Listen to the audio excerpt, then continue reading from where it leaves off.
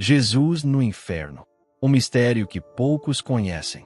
Olá, irmãos e irmãs em Cristo. Paz do Senhor. Hoje vamos mergulhar em um dos maiores mistérios das Escrituras. O que aconteceu entre a morte e a ressurreição de Jesus? Para onde foi o nosso Salvador durante aquelas horas cruciais? O que ele fez durante esse tempo? A Bíblia nos diz em 1 Pedro 3, 18-19. Pois também Cristo morreu pelos pecados uma vez por todas, o justo pelos injustos, para conduzir-nos a Deus. Ele foi morto no corpo, mas vivificado pelo Espírito, pelo qual também foi e pregou aos espíritos em prisão. Este versículo levanta questões profundas. A que prisão Pedro se refere? Quem eram esses espíritos? E o que significa quando dizemos que Jesus desceu ao inferno? Como confessam algumas tradições da Igreja. Hoje, vamos explorar essas questões com reverência e cuidado bíblico. Não com sensacionalismo, mas com um coração que busca compreender a magnitude da obra redentora de Cristo em todas as suas dimensões. Você já parou para pensar que entre a sexta-feira da crucificação e o domingo da ressurreição, algo extraordinário estava acontecendo no reino espiritual? Que enquanto o corpo de Jesus jazia no túmulo, seu espírito estava ativo, completando aspectos fundamentais do plano de salvação. Este é um território que muitos pregadores evitam, seja por desconforto ou incerteza. Mas as Escrituras não silenciam sobre isso. Na verdade, várias passagens nos dão vislumbres deste momento crítico, desde os Salmos até as epístolas de Pedro e Paulo. O que descobriremos hoje pode transformar profundamente sua compreensão da cruz, da ressurreição e do poder soberano de Cristo sobre todas as dimensões da existência. Vamos começar nossa jornada entendendo os termos bíblicos que frequentemente traduzimos como inferno, porque sem essa clareza, podemos nos confundir facilmente. Desvendando os termos bíblicos antes de entendermos o que Jesus fez após sua morte, precisamos clarificar os termos que a Bíblia usa para descrever o reino dos mortos. Em nossas traduções modernas, frequentemente encontramos a palavra inferno, mas nas línguas originais, existem conceitos distintos que foram simplificados em nossas traduções. No Antigo Testamento, escrito predominantemente em hebraico, encontramos o termo Sheol. Este termo aparece aproximadamente 65 vezes e refere-se ao lugar dos mortos, o mundo subterrâneo, a sepultura. O Sheol não era visto primariamente como um lugar de tormento, mas como o destino comum de todos os falecidos. Lemos em Eclesiastes 9:10. Tudo quanto te vier à mão para fazer, faze-o conforme as tuas forças, porque na sepultura, para onde tu vais, não há obra, nem projeto, nem conhecimento, nem sabedoria alguma. Esta passagem sugere que o Sheol era entendido como um lugar de cessação de atividade, um estado de inconsciência ou inatividade. Em contraste, no Novo Testamento, escrito em grego, encontramos termos como Hades, Geena e referências ao lago de fogo. O Hades é aproximadamente equivalente ao Sheol hebraico, representando o reino dos mortos em geral. Em Atos 2:27, citando o Salmo 16, Pedro diz sobre Jesus: Pois não deixarás a minha alma no Hades, nem permitirás que o teu santo veja corrupção. Aqui, Hades é o lugar para onde a alma de Jesus foi após sua morte. A Geena, por outro lado, é usada por Jesus para descrever um lugar de julgamento e punição. Baseada no Vale de Inom, um local fora de Jerusalém onde lixo era queimado continuamente, a Geena tornou-se uma metáfora para o tormento eterno. Jesus adverte em Mateus 10:28, Não temais os que matam o corpo e não podem matar a alma. Temei antes aquele que pode fazer perecer no inferno, Geena, tanto a alma como o corpo. Finalmente, o lago de fogo aparece apenas no livro de Apocalipse como o destino final dos ímpios após o julgamento final. Apocalipse 20:14-15 diz: Então a morte e o inferno, Hades, foram lançados no lago de fogo. Esta é a segunda morte, o lago de fogo. E aquele que não foi achado escrito no livro da vida foi lançado no lago de fogo.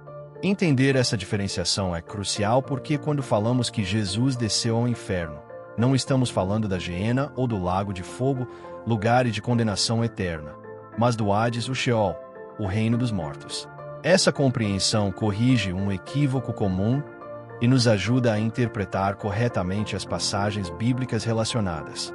O Antigo Testamento também sugere que o Sheol possuía compartimentos distintos. Em Lucas 16, Jesus relata a história do rico e Lázaro, onde vemos o rico em tormento e Lázaro no seio de Abraão, separados por um grande abismo. Isso sugere que antes da obra redentora de Cristo, o Sheol, Hades, tinha ao menos duas regiões, uma de conforto para os justos, o seio de Abraão, ou paraíso, e outra de tormento para os ímpios.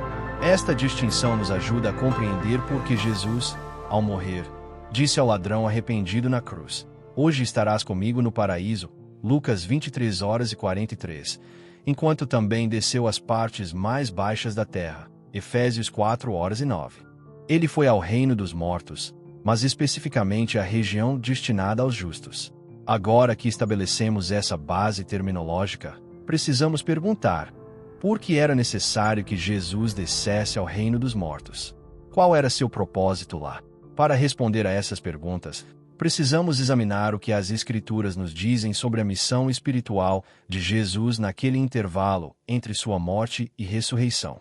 Você já refletiu sobre como a obra de Cristo abrange não apenas nossa existência física, mas também todos os aspectos da realidade espiritual? Como sua redenção é tão completa que alcança até mesmo as profundezas do reino dos mortos. Essa verdade nos mostra a extensão inimaginável do amor e do poder de nosso Salvador. O que as Escrituras revelam sobre a atividade de Cristo entre sua morte e ressurreição? As Escrituras nos dão indicações claras de que Cristo, após sua morte física na cruz, empreendeu uma missão espiritual crucial no reino dos mortos. Esta atividade pós-morte e pré-ressurreição é um aspecto frequentemente negligenciado, mas profundamente significativo de sua obra redentora. Primeiro, examinemos o testemunho profético do Antigo Testamento. No Salmo 16h10, Davi profetiza: "Pois não deixarás a minha alma no Sheol, nem permitirás que o teu santo veja corrupção." Pedro, em Atos 2:29-31, interpreta essa passagem como uma referência direta a Cristo. Irmãos, posso dizer-lhes com franqueza que o patriarca Davi morreu e foi sepultado, e o seu túmulo está entre nós até hoje. Mas ele era profeta e sabia que Deus lhe havia prometido sob juramento que colocaria um dos seus descendentes em seu trono. Prevendo isso, falou da ressurreição do Cristo, que não foi abandonado no Hades e cujo corpo não sofreu decomposição. Isso confirma que Jesus realmente esteve no Hades, ou Sheol, mas não foi deixado lá. No entanto, por que ele foi para lá em primeiro lugar? Qual era sua missão? Para responder a isso, precisamos considerar Efésios 4:8-10, onde Paulo escreve: "Por isso diz, quando ele subiu em triunfo às alturas, levou cativo o cativeiro e deu dons aos homens." Que quer dizer, ele subiu? Senão que também desceu primeiro às partes mais baixas da terra.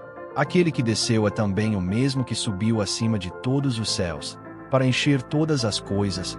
Ponto. Paulo aqui cita o Salmo 68:18 e o interpreta como uma referência à obra de Cristo. Ele afirma explicitamente que Jesus desceu às partes mais baixas da terra, uma clara referência ao Sheol, Hades, antes de ascender triunfantemente aos céus. Mais importante ainda, ele levou cativo o cativeiro, sugerindo que libertou almas que estavam cativas. Esta interpretação é reforçada pelo que Pedro escreve em 1 Pedro 3:18-20. "Pois também Cristo morreu pelos pecados uma vez por todas, o justo pelos injustos, para conduzir-nos a Deus. Ele foi morto no corpo, mas vivificado pelo Espírito, pelo qual também foi pregou aos espíritos em prisão, que antes foram desobedientes, quando Deus esperava pacientemente nos dias de Noé, enquanto se construía a arca, na qual poucas pessoas, a saber, 8, foram salvas por meio da água." Pedro continua esse pensamento em 1 Pedro 4:6. "Por isso mesmo o Evangelho foi pregado também aos mortos, para que, mesmo tendo sido julgados segundo os homens quanto ao corpo, vivam segundo Deus quanto ao Espírito." Estas passagens nos revelam aspectos cruciais da missão de Jesus no mundo dos mortos. Ele pregou aos espíritos em prisão. Anunciou uma mensagem aos que estavam no reino dos mortos. 2. Estes incluíam aqueles que foram desobedientes nos dias de Noé, indicando que sua mensagem alcançou até mesmo gerações muito antigas. 3. O propósito desta pregação era para que pudessem viver segundo Deus quanto ao Espírito. O que exatamente Jesus pregou? O contexto bíblico sugere que não era uma segunda chance de salvação, mas uma proclamação de sua vitória sobre o pecado e a morte. Para os justos que aguardavam em fé, era o anúncio de que a redenção prometida havia sido finalmente cumprida. Para os injustos, era a declaração do triunfo divino e a confirmação do justo julgamento de Deus. Colossenses 2:15 adiciona outro elemento crucial. Despojando os principados e as potestades, os exibiu publicamente e deles triunfou na cruz. Embora esta vitória tenha sido obtida na cruz, a demonstração pública deste triunfo parece ter incluído sua descida ao Hades, onde ele proclamou sua vitória sobre as forças espirituais das trevas. A missão de Jesus no mundo dos mortos também cumprimenta a profecia de Isaías 61, que Jesus citou no início de seu ministério. O Espírito do Soberano, o Senhor, está sobre mim, porque o Senhor ungiu-me para pregar boas novas aos pobres.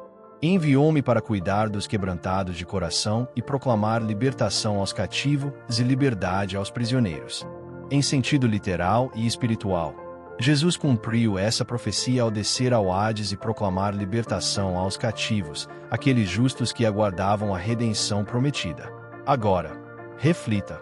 Se a obra de Cristo é tão completa que alcança até mesmo o reino dos mortos, existe alguma área da sua vida onde você duvida do poder redentor dele? Existe alguma escuridão que você acredita estar além do alcance de sua luz? Como Cristo cumpriu as promessas aos patriarcas e profetas que aguardavam em fé, um dos aspectos mais significativos da descida de Jesus ao Hades foi a libertação dos justos do Antigo Testamento que aguardavam o cumprimento das promessas messiânicas. Estes eram os fiéis que morreram antes da vinda de Cristo, que viveram pela fé nas promessas de Deus, mas não receberam o cumprimento completo dessas promessas durante suas vidas terrenas. Hebreus 11 nos oferece um catálogo desses heróis da fé: Abraão, Moisés, Davi e muitos outros, e conclui com esta observação importante em Hebreus 11, 39-40. Todos estes receberam bom testemunho por sua fé, mas nenhum deles recebeu o que havia sido prometido. Deus havia planejado algo melhor para nós, para que apenas juntamente conosco eles fossem aperfeiçoados.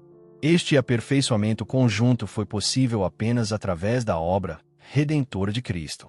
Antes da cruz, mesmo os justos não podiam entrar plenamente na presença de Deus devido à barreira do pecado que ainda não havia sido definitivamente removida. Por isso, eles esperavam no seio de Abraão, ou paraíso, a região de conforto, dentro do Sheol, Hades. Quando Jesus disse ao ladrão arrependido na cruz: "Hoje estarás comigo no paraíso", Lucas 23:43, ele estava se referindo a este mesmo lugar de espera para os justos. No entanto, a presença de Jesus naquele lugar transformou. Ele não veio meramente como mais um ocupante, mas como Redentor, o cumprimento de todas as promessas pelas quais eles haviam esperado. O que ocorreu então foi nada menos que uma libertação gloriosa. Mateus 27, 52 e 53 nos fornece um vislumbre físico desta realidade espiritual. Os sepulcros se abriram, e os corpos de muitos santos que tinham morrido foram ressuscitados. E, saindo dos sepulcros depois da ressurreição de Jesus, entraram na cidade santa e apareceram a muitos. Este evento extraordinário simboliza a libertação espiritual que Cristo efetuou. Ele não apenas quebrou o poder da morte para si mesmo, mas também para todos aqueles que haviam morrido na fé. É por isso que Paulo, citando o Salmo 68, diz que Cristo levou cativo o cativeiro, Efésios 4:8. Em outras palavras, ele libertou aqueles que estavam cativos no reino dos mortos. O Credo dos Apóstolos, uma das mais antigas declarações de fé cristã, afirma que Jesus desceu ao inferno, Hades, precisamente por causa deste aspecto vital de sua obra salvífica. Ele completou a redenção não apenas para os vivos, mas também para os que morreram na fé antes de sua vinda. Esta libertação tem implicações profundas para nossa compreensão da história da redenção. Significa que a obra de Cristo não é limitada pelo tempo ou pelo espaço. Ela se estende retroativamente através da história, alcançando até mesmo aqueles que viveram e morreram antes da encarnação. Como Paulo escreve em Romanos 3, 25-26, Deus apresentou Cristo como sacrifício para propiciação mediante a fé, pelo seu sangue, demonstrando a sua justiça.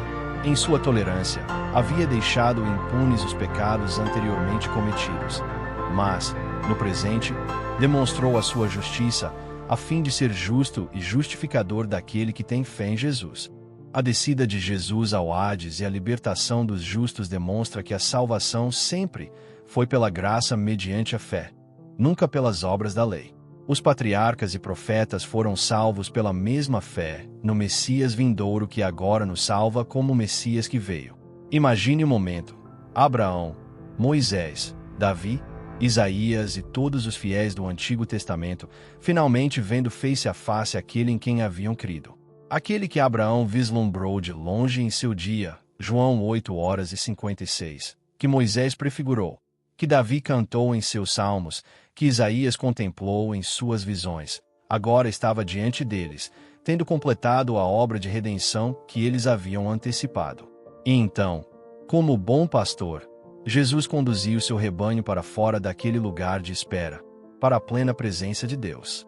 Como ele mesmo declarou em João 14, 2-3, na casa de meu pai há muitas moradas, vou preparar-vos lugar. E, se eu for e vos preparar lugar, virei outra vez, e vos tomarei para mim mesmo, para que onde eu estiver estejais vós também. Esta é a razão pela qual Paulo pode dizer em 2 Coríntios 5:8 que para o crente, estar ausente do corpo é estar presente com o Senhor. Após a vitória de Cristo sobre a morte, os crentes não mais aguardam no Sheol, Hades, mas vão imediatamente à presença do Senhor. O paraíso não é mais uma região no Hades, mas está agora nos céus, na presença direta de Deus. Você já contemplou a magnitude deste amor divino que se estende através de todas as eras para redimir seu povo? Você percebe como sua própria fé está conectada com a mesma fé que sustentou os santos do Antigo Testamento. O triunfo de Cristo sobre Satanás, pecado, morte e principados espirituais. A descida de Jesus ao Hades não foi apenas uma missão de libertação para os justos, mas também uma proclamação de sua vitória absoluta sobre todas as forças das trevas. Esta proclamação foi o anúncio oficial da derrota de Satanás e seus aliados, cumprindo a primeira promessa da redenção feita no Éden. Em Gênesis 3:15, Deus prometeu que a semente da mulher esmagaria a cabeça da serpente, embora a serpente lhe ferisse o calcanhar. Na cruz, Jesus sofreu essa ferida predita.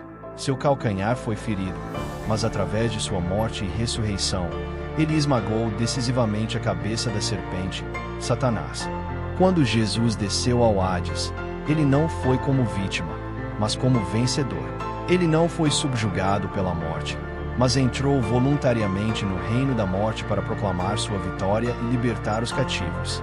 Como afirma Hebreus 2:14-15, portanto, visto que os filhos são pessoas de carne e sangue, ele também participou dessa condição humana, para que, por sua morte, derrotasse aquele que tem o poder da morte, isto é, o diabo, e libertasse aqueles que durante toda a vida estiveram escravizados pelo medo da morte. Colossenses 2:15 explica ainda que Jesus despojou os poderes e as autoridades, fez deles um espetáculo público, triunfando sobre eles na cruz. A palavra grega traduzida como despojou evoca a imagem de um general, vitorioso, despojando seus inimigos derrotados de suas armas e armaduras. Jesus desarmou completamente as forças espirituais malignas. É importante entender que a descida de Jesus ao Hades não foi uma derrota ou um sofrimento adicional após a cruz. A obra expiatória foi completada na cruz. Como Jesus declarou, está consumado, João 19:30. Sua descida ao Hades foi a aplicação e proclamação dessa vitória já conquistada.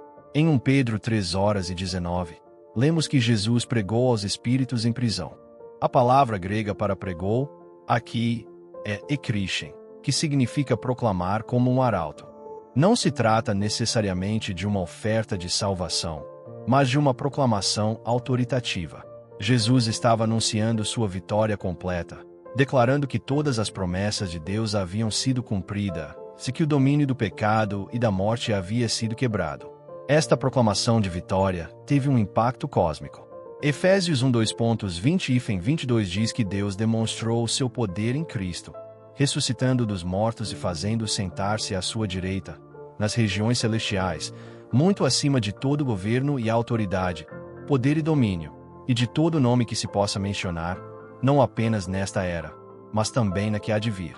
Deus colocou todas as coisas debaixo de seus pés e o designou como cabeça de todas as coisas para a Igreja. A descida de Jesus ao Hades e sua subsequente ressurreição e ascensão estabeleceram sua autoridade absoluta sobre todos os reinos, celestiais, terrestres e subterrâneos.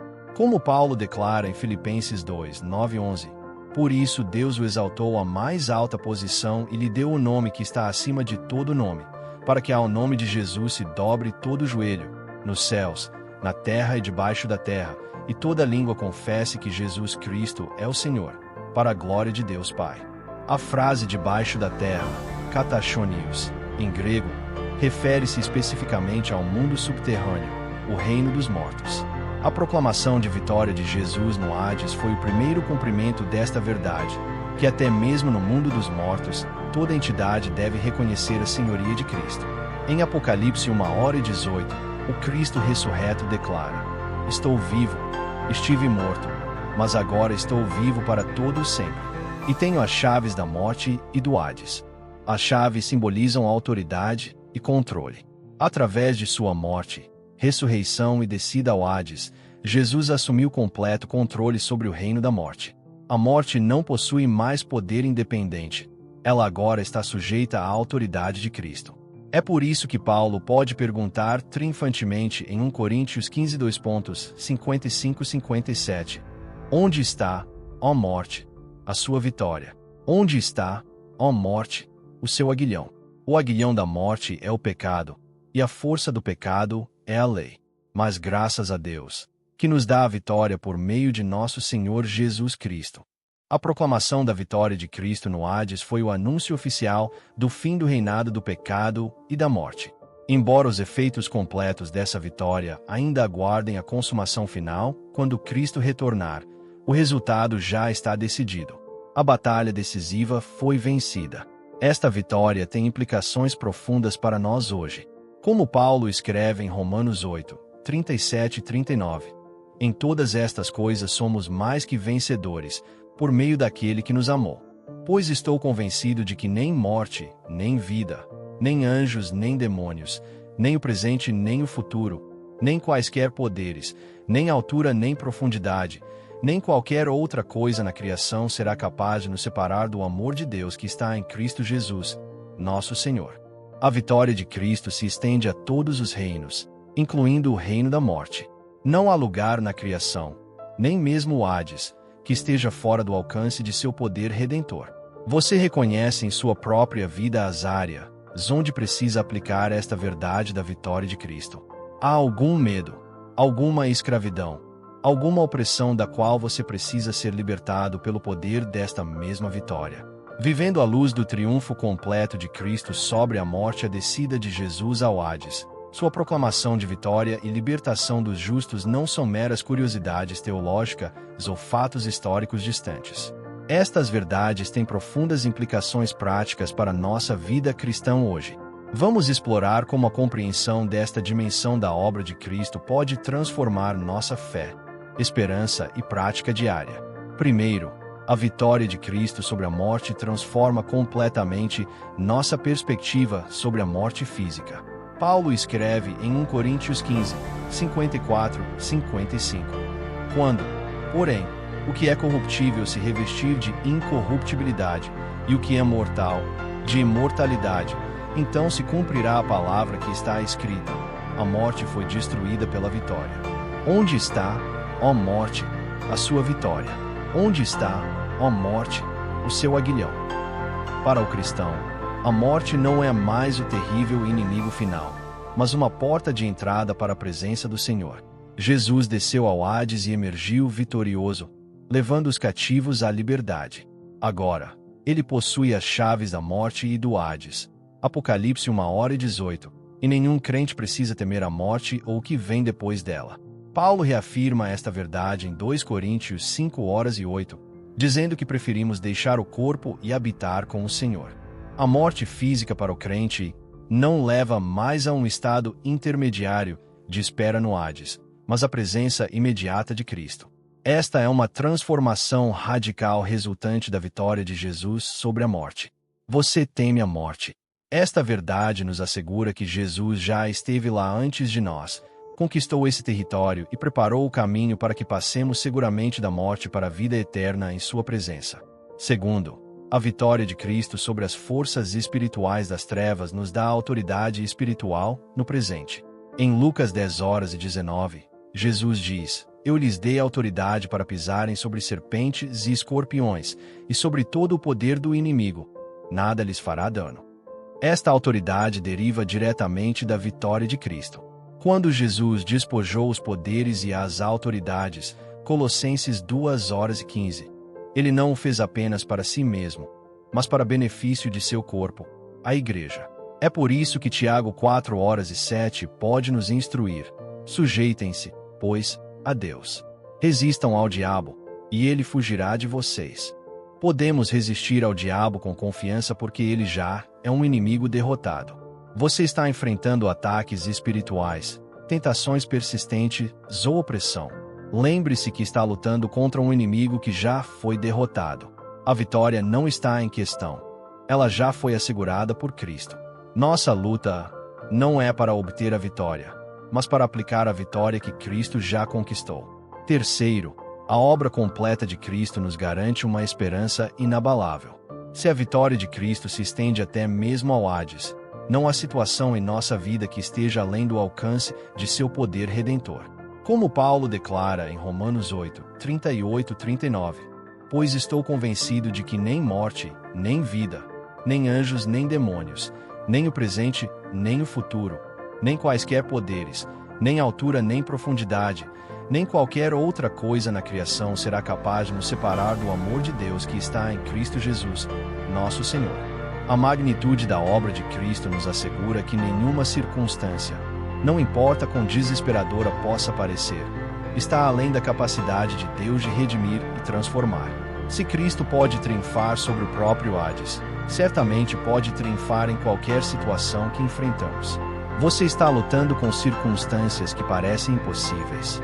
Lembre-se que servimos a um Deus que é capaz de fazer infinitamente mais do que tudo o que pedimos ou pensamos, de acordo com o seu poder que atua em nós. Efésios 3h20.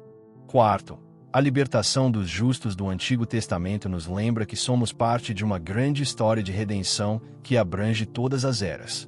Hebreus 11 descreve os heróis da fé que nos precederam, e Hebreus 12:1-2 nos exorta: portanto, também nós, uma vez que estamos rodeados por tão grande nuvem de testemunhas, livremo-nos de tudo o que nos atrapalha e do pecado que nos envolve, e corramos com perseverança a corrida que nos é proposta, tendo os olhos fitos em Jesus, autor e consumador da nossa fé. A descida de Jesus ao Hades e a libertação dos justos nos conecta com essa grande nuvem de testemunhas. Agora estamos unidos em Cristo com Abraão, Moisés, Davi e todos os fiéis que nos precederam. Esta consciência nos dá uma perspectiva mais ampla e nos ajuda a ver nossos desafios temporários à luz da eterna história da redenção. Você se sente sozinho em sua jornada de fé? Lembre-se que é parte de uma família espiritual que se estende através do tempo e da eternidade, unidos pela mesma fé no mesmo Salvador. Quinto, a proclamação triunfante de Jesus no Hades nos inspira a proclamar ousadamente sua vitória em nosso mundo. Em 2 Coríntios 5h20, Paulo escreve: portanto, somos embaixadores de Cristo, como se Deus estivesse fazendo seu apelo por nosso intermédio. Por amor a Cristo, suplicamos, reconciliem-se com Deus. Assim como Jesus proclamou sua vitória no reino dos mortos, somos chamados a proclamar essa mesma vitória no reino dos vivos. O evangelho que anunciamos não é uma mensagem de derrota ou incerteza, mas de vitória absoluta e redenção completa. Você tem proclamado esta mensagem com confiança e ousadia? Nossa evangelização deve ser impulsionada pela convicção de que anunciamos a vitória definitiva de Cristo sobre todos os poderes das trevas. Por fim, a compreensão da obra completa de Cristo nos dá uma segurança inabalável de nossa salvação. Hebreus 7:25 declara: portanto, Ele é capaz de salvar definitivamente aqueles que, por meio dele, aproximam-se de Deus, pois vive sempre para interceder por eles. A salvação que Cristo oferece não é parcial ou provisória, mas definitiva, completa em todos os aspectos.